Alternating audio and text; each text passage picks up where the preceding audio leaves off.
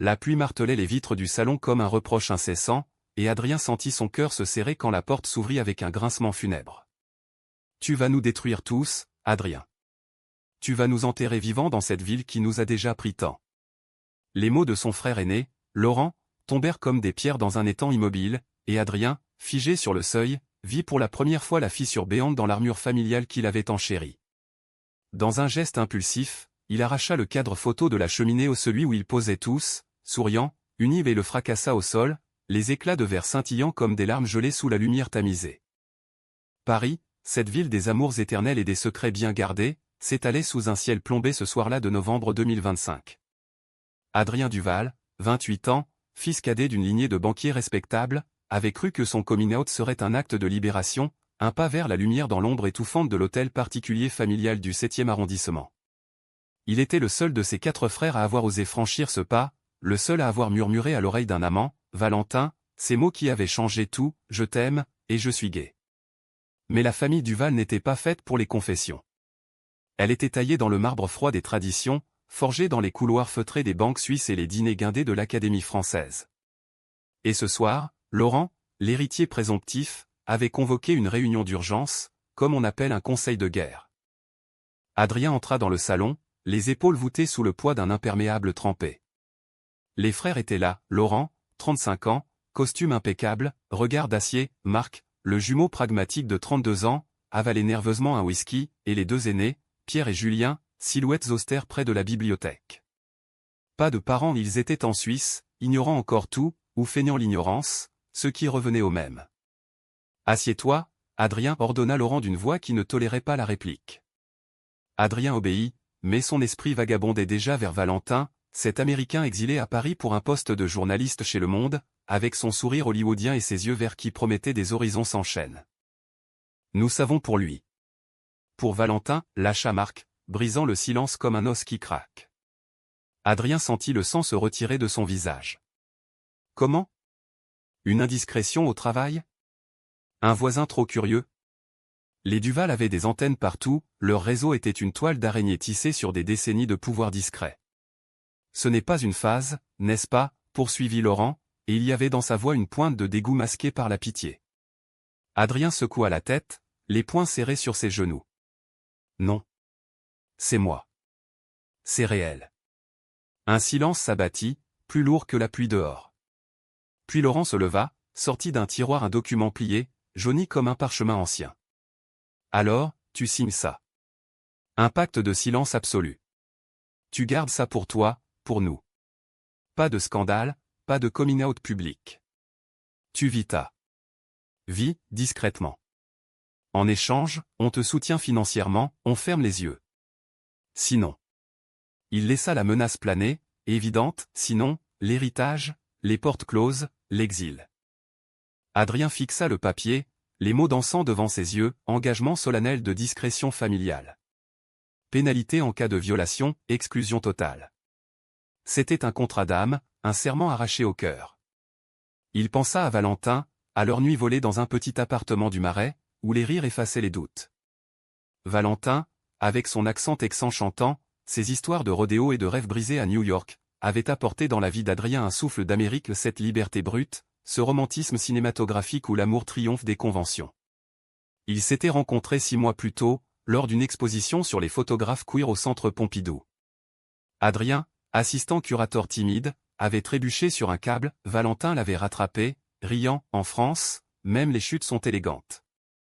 Depuis, c'était une danse secrète, dîner aux chandelles dans des bistrots cachés, promenade main dans la main sous les arcades de la rue de Rivoli quand la nuit avalait les regards indiscrets. Mais ce pacte. Il le signerait-il? Pour la famille? Pour la paix fragile?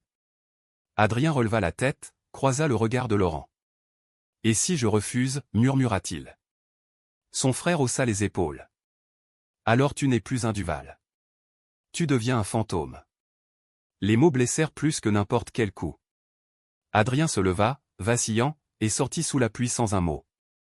Dehors, les rues de Paris luisaient comme des veines ouvertes, et il marcha sans but, le document froissé dans sa poche. Il appela Valentin, la voix brisée, « Viens me chercher. J'ai besoin de toi. » 1 heure plus tard, la vieille Citroën de Valentin s'arrêtait devant l'opéra, phare trop en l'obscurité. « Qu'est-ce qui se passe, mon amour » demanda Valentin en l'attirant contre lui, ignorant la pluie qui les trempait. Adrien pleura, pour la première fois depuis des années, et murmura l'histoire du pacte. Valentin l'écouta en silence, puis démarra la voiture, direction le Marais. « On va en parler. Ensemble. » Leur appartement était un havre, mur couvert de photos volées, Adrien riant sous la tour Eiffel, Valentin posant comme un cow-boy devant Notre-Dame. Ce soir-là, ils firent l'amour avec une urgence nouvelle, comme si le monde pouvait s'effondrer. Les corps enlacés, Adrien confia, « J'ai peur de les perdre. Ils sont tout ce que j'ai. » Valentin caressa son dos, sa voix un murmure rauque, « Non, moi je suis là. Et Paris est à nous. » Mais au fond de lui, Adrien sentait le doute s'insinuer, un poison lent. Le pacte brûlait dans sa poche comme une braise. Les jours suivants furent un tourbillon. Adrien évita les appels de Laurent, se réfugiant dans son travail au musée. Valentin, lui, fouillait les archives pour un article sur les droits LGBTQ+ en Europe, et ses soirées étaient rythmées par des débats passionnés. En Amérique, on parade dans les rues. Ici, on chuchote encore. Adrien hochait la tête, mais le pacte pesait. Un soir, lors d'un dîner improvisé au vin rouge et fromages oubliés sur la table, Valentin posa la question, « Tu vas signer ?» Adrien hésita, le cœur en vrac. « Je ne sais pas. C'est ma famille. » Valentin se raidit, ses yeux verts assombris. « Et moi ? Suis-je ta famille ?» Le silence qui suivit fut un gouffre. Adrien s'excusa, alla fumer sur le balcon, regardant les lumières de Paris clignoter comme des promesses brisées. Bientôt, la pression monta d'un cran. Marc, le plus doux des frères, vint le voir au musée, l'air coupable. Signe, Adrien. Pour maman. Elle ne le supporterait pas. Adrien sentit les larmes monter. Et moi ? Qui pense à moi ? Marc baissa les yeux. C'est pour le bien de tous. Le soir même, Adrien rentra tôt, trouva Valentin en train de taper furieusement sur son ordinateur. « Qu'est-ce que tu fais » demanda-t-il. Valentin pivota, le visage fermé. Un article. Sur les familles toxiques qui étouffent leurs enfants. Inspiré par nous. Adrien pâlit. Tu ne peux pas. Pas sans mon accord. La dispute éclata, mots comme des coups, tu choisis toujours eux, cria Valentin. Et toi, tu veux me transformer en martyr, hurla Adrien. Ils se séparèrent ce soir-là, Adrien dormant sur le canapé, le pacte déplié sur la table comme un ultimatum. Le lendemain, Adrien céda. Il signa, d'une main tremblante, dans un café anonyme près de la Seine. Laurent le remercia d'un hochement sec, sage décision. Oublie tout ça. Adrien rentra, brisé, et trouva l'appartement vide. Valentin avait laissé une note, « Je t'aime, mais je ne peux pas te regarder te noyer. Appelle-moi quand tu seras libre. » Le vide hurla en lui. Paris, si belle, devint une prison dorée. Les semaines qui suivirent le signing du pacte furent un lent engloutissement. Adrien errait dans les couloirs du musée comme un spectre, cataloguant des toiles qui parlaient d'amours interdits aux Rodin et ses étreintes passionnées, les nus suggestifs de bordel sans pouvoir se voir dans leurs ombres. Valentin avait disparu dans le tourbillon de son travail, acceptant une mission à Lyon pour un reportage sur les communautés queer en province. Ces temporaires avaient-ils texté, mais les messages s'espacèrent, passant de déclarations enflammées à des « ça va », polis. Adrien répondait par monosyllabes, rongé par la culpabilité. Le pacte, ce bout de papier banal, était devenu une chaîne invisible, le liant à une vie de mensonge. Un soir de décembre, la neige rare saupoudra Paris d'un voile blanc, transformant les boulevards en cartes postales mélancoliques. Adrien, seul dans l'appartement, alluma un feu dans la cheminée minuscule et relut les lettres de Valentin en nom, des emails, ces vestiges numériques d'un amour naissant. Je suis venu en France pour fuir les cow-boys homophobes du Texas, pas pour me cacher dans des salons haussmanniens, écrivait-il un jour. Adrien sourit amèrement, Valentin incarnait cet esprit américain qu'il enviait, direct, passionné, imprégné de ces films où les héros embrassent sous la pluie sans craindre le jugement. Lui, Adrien, était du terroir parisien, raffiné, tourmenté, un intellectuel qui disséquait ses émotions comme un tableau au Louvre. La famille, sentant sa reddition, resserra les liens. Noël approchait, et Laurent organisa un dîner somptueux à l'hôtel particulier. Pas de drame, avait-il averti. Adrien arriva en smoking, Valentin banni de ses pensées. Les frères étaient là, avec épouse et enfants, un tableau idyllique de normalité bourgeoise. Pierre, l'aîné distant, leva son verre, à la famille, indéfectible. Adrien but, le vin amer sur sa langue. Mais sous la table, son pied effleura celui de Marc, un geste inconscient, et il vit le regard fuyant de son jumeau. Était-ce de la pitié? Ou pire, du mépris refoulé? La nuit, dans sa chambre d'enfant, Adrien pleura en silence, imaginant Valentin dans un bar lyonnais, riant avec des inconnus. Le tournant vint avec une lettre anonyme, glissée sous la porte de l'appartement. Ton secret n'est pas le seul. Demande à Laurent ce qu'il cache. Le papier tremblait dans sa main. Paranoïa? Ou vérité? Adrien confronta Marc le lendemain, lors d'un déjeuner forcé au café de Flore. Qu'est-ce que ça veut dire? Marc blêmit, remua son café. Rien. Des ragots. Mais Adrien insista, et les mots jaillirent, Laurent. Il a une maîtresse. Depuis des années. Et pas n'importe qui a un homme. Mais il nous force au silence, comme à toi. Le choc fut un séisme. Laurent, le pilier moral, l'hypocrite en chef, vivait son propre mensonge. Adrien rit, un rire hystérique qui attira les regards des terrasses voisines. Alors pourquoi moi? Pourquoi le pacte? Marc haussa les épaules, vaincu. Pour le protéger. Pour l'héritage. Papa ne pardonnerait pas. Adrien se leva, quitta le café sans payer, marcha jusqu'à la Seine gelée. L'eau noire reflétait les lumières des bateaux-mouches, et il pensa à sauter, à l'oubli froid. Au lieu de ça, il appela Valentin. Je dois te voir. Tout de suite. Valentin arriva le soir même, train de nuit, débarquant à la gare de Lyon avec sa valise usée et son manteau texan trop grand. Ils s'embrassèrent sur le quai, indifférents aux passants, et rentrèrent en taxi, mains entrelacées. Cette nuit-là, dans l'appartement, les confessions coulèrent comme un vin capiteux. Adrien raconta la lettre, la trahison de Laurent. Valentin écouta, puis l'attira contre lui, c'est du chantage pur. Tu dois briser ça. Leurs corps se mêlèrent avec une tendresse renouvelée, explorant les cicatrices invisibles. Valentin, avec sa peau hâlée et ses tatouages discrets un arc-en-ciel effacé sur l'épaule, murmura des promesses, on part. À New York, à San Francisco. Là où l'amour n'est pas un crime.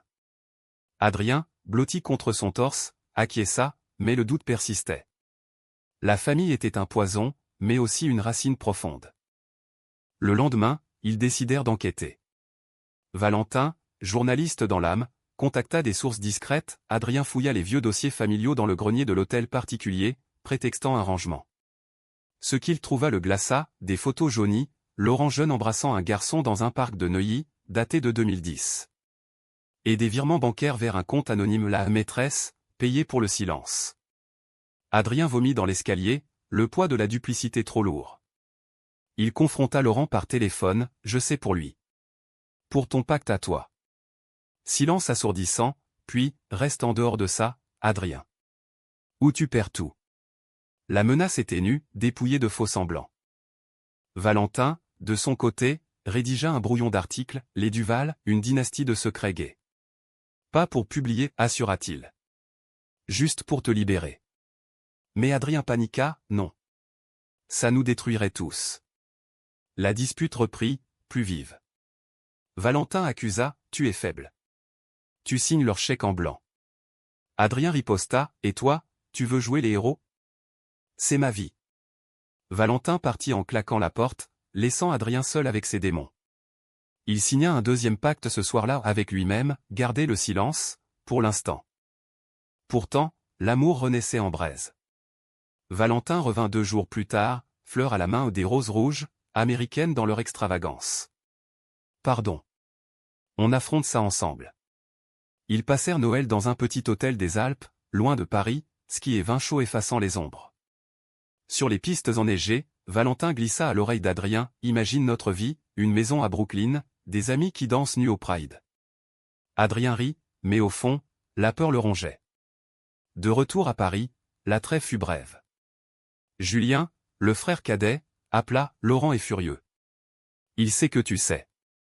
La guerre familiale couvait.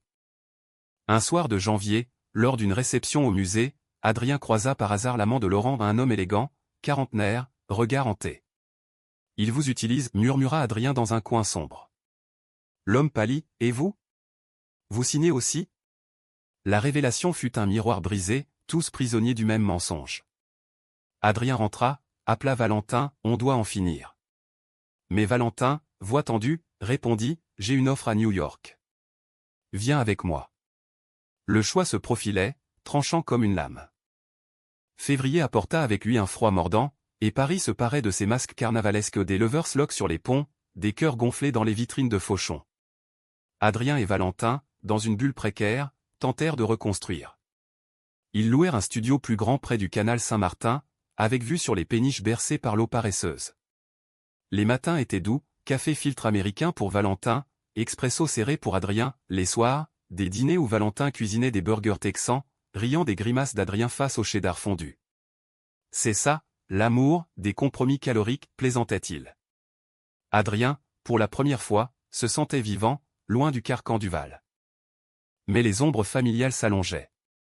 Laurent envoya un avocat, un rappel formel du pacte, avec clause additionnelle interdire tout contact avec des éléments extérieurs perturbants. Valentin lut le document, rit jaune, ils veulent mon expulsion? Adrien, terrifié, supplia, ignore-les. On est discret. Mais Valentin, avec son feu intérieur, ne put se taire.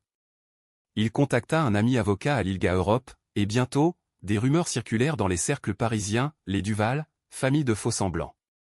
Pierre appela Adrien, voix glaciale, contrôle ton américain, ou on le fait taire. Le conflit éclata lors d'une soirée au duplex, un bar queer du Marais bondé de paillettes et de regards complices. Adrien et Valentin y allèrent pour souffler, dansant collés serrés sous des lumières stroboscopiques. Mais Marc surgit, saoul, escorté de deux amis bodybuildés. Traître, cracha-t-il à Adrien, l'attrapant par le col. Valentin intervint, poing serré, lâche-le, connard. Une bagarre éclata aux pas sanglantes, mais chaotique, verre brisé, cris, la foule s'écartant comme une mer agitée. Adrien sépara les deux, le cœur battant, arrêté. C'est ma famille. Marc, Ayagar, lâcha, et nous? Tu nous vends pour un cow-boy? La nuit se termina à l'hôpital, Valentin avec une lèvre fendue, Adrien veillant à son chevet. C'est fini, murmura Valentin, glace sur la joue. Je rentre aux States. Adrien pleura, supplia, non. Donne-moi du temps. Mais le mal était fait. Le lendemain, les tabloïds People le voici, gala au titrait, scandale chez les Duval, bagarre gay au Marais. Laurent appela, furieux, tu as brisé le pacte. Signe la résiliation de ton héritage, ou on te ruine. Adrien, acculé, céda partiellement, il promit le silence, mais intérieurement, la rage bouillonnait. Valentin partit pour New York une semaine plus tard, aéroport de Charles de Gaulle, un adieu déchirant. Reviens-moi, murmura Adrien, baiser salé de larmes. Valentin, valise en main, répondit, libère-toi d'abord. Seul dans l'appartement vide, Adrien fouilla ses souvenirs, les Noëls d'enfance, les pères absents, les mères effacées. Il contacta l'amant de Laurent, un certain Émile, rencontré au bar. Aidez-moi à le faire tomber, dit-il. Émile, las de son rôle, accepta, des preuves, des témoignages. Ensemble, ils compilèrent un dossier opaque pour la presse, mais pour une confrontation familiale. Le climax survint lors du dîner d'anniversaire de leur père, dans la salle à manger lambrissée de l'hôtel particulier. Les Duval au complet, cristaux tintants, rire forcé. Adrien arriva seul, dossier sous le bras. Au dessert, il se leva, j'ai quelque chose à dire. Silence de mort. Il posa les photos, les virements, le pacte original. Nous sommes tous des menteurs. Laurent, ton amant attend dehors. Laurent blêmit, se leva d'un bond, espèce de traître. Pierre intervint, preuve falsifiée. Mais Marc, brisé, avoua, c'est vrai. Tout. Le père, vieillard ridé, fixa Adrien, pourquoi maintenant? Parce que l'amour n'est pas un secret à enterrer, répondit Adrien, voix ferme pour la première fois. Valentin, qui avait pris le premier vol de retour, entra alors, main dans la main avec Adrien. Je suis son amour. Et je ne signerai rien. La pièce explosa, cris, pleurs, Laurent quittant la table en claquant la porte. Le père, après un long silence, murmura, peut-être. Que j'ai failli. Pas de réconciliation immédiate, mais une fissure dans le mur. Pourtant, la trahison vint d'ailleurs.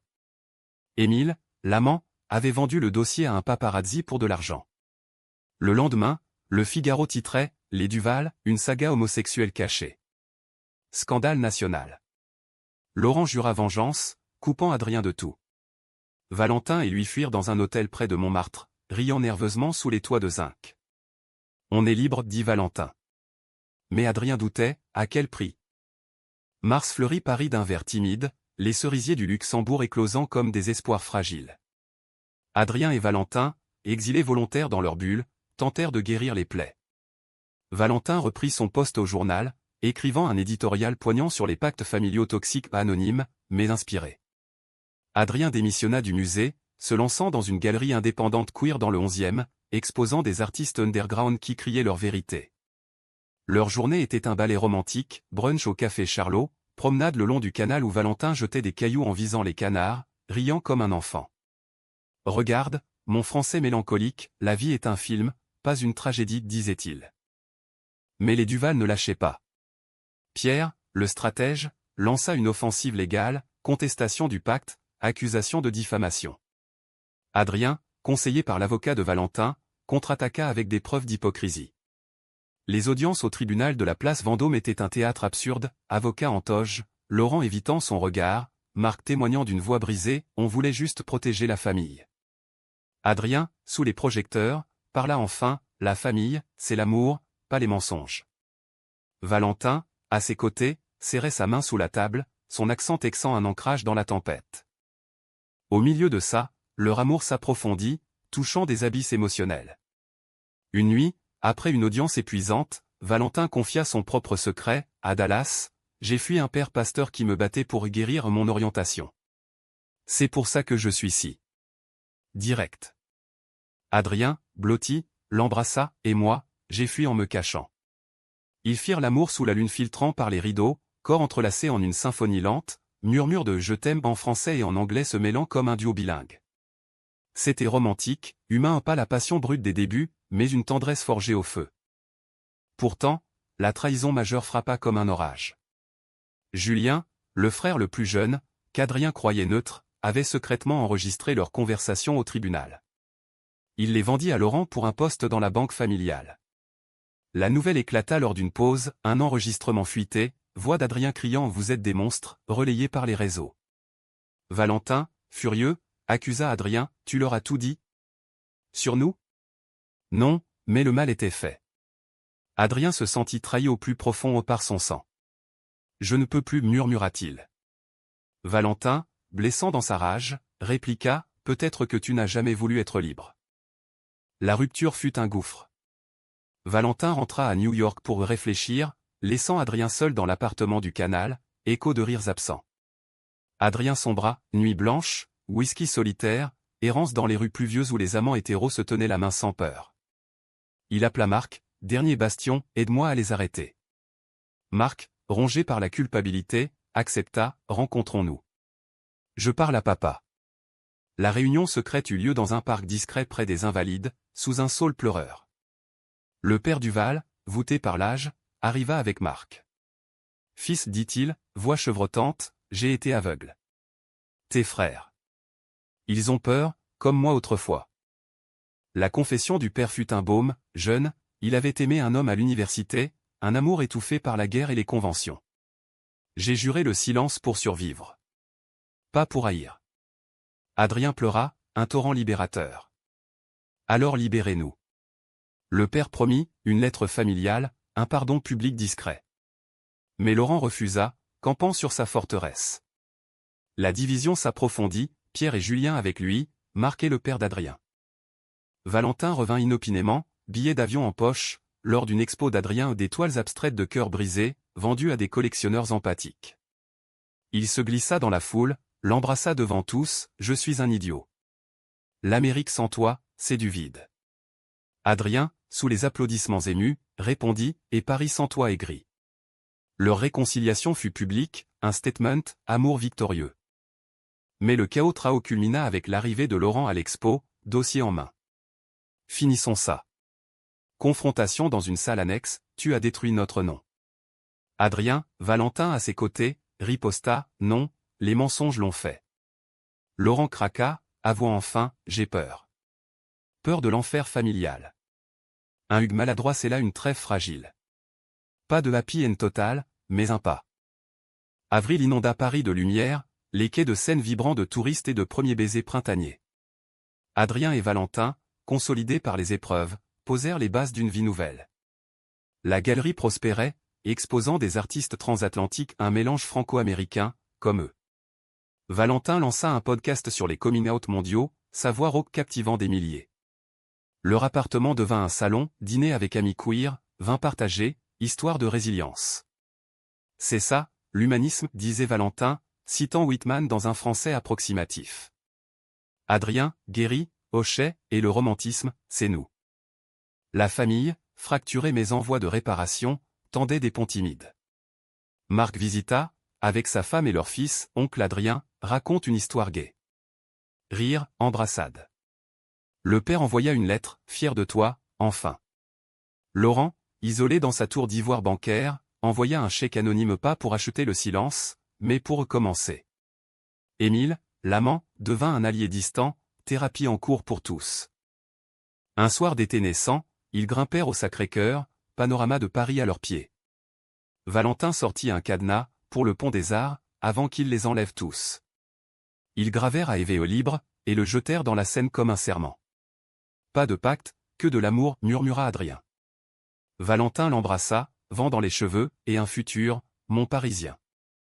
La vie n'était pas parfaite, écho de trahison, doute résiduel. Adrien rêvait parfois de l'hôtel particulier vide, Valentin de pleine Texane perdue. Mais ensemble, ils forgeaient un humanisme concret, soutien aux jeunes coming out via une fondation Duval réformée, voyage à New York pour des prides explosives. Le coming out d'Adrien, jadis unique et maudit, inspira d'autres. Marc confia un jour son questionnement bisexuel, un nouveau pacte de vérité naissant. Dans le crépuscule sur le pont, cadenas ouvert à leurs pieds, ils se tinrent enlacés. Paris, témoin éternel, scintillait. Pas de fin tragique, mais une humanité conquise, l'amour, non comme idylle américaine flamboyante, mais comme un jardin français, cultivé avec soin, résistant aux tempêtes. Adrien, enfin entier, sut, le silence absolu était brisé, et dans ce vide, la voix de son cœur résonnait libre.